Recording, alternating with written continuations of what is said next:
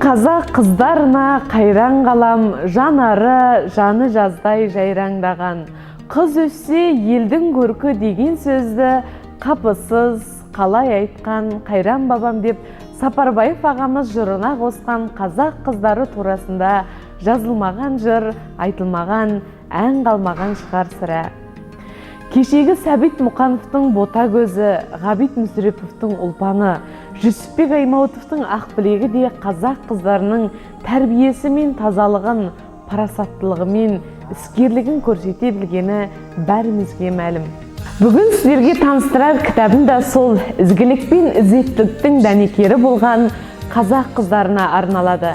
Жас жазушы Әсел Қайратқызының «Қыз өссе елдің көркі» деген бұл кітабында қыз балаларды әсемдікке, кішіпейілділікке баулып, халқының салтын біліп, мәдени мұрасын қадірлеуге үйретеді. Сондай-ақ, қыз баланың бойындағы табиғи талантпен өмірге деген икемділігін дамытып қана қоймай, денсаулық күтімі, ас әзірлей білу, келін болу әдебі сияқты тіршіліктің толып жатқан қыр-сырын ұлы тұлғалардың өнегесі арқылы танып білуге көмектеседі. Қымбатты арулар, егер сіз өзіңізді қазақ қызының болмысына сай, сыпайы, нәзік, әрі парасатты әйел ретінде көргіңіз келсе, осы бір кітапты алып оқып, біліміңізге білім қосыңыз.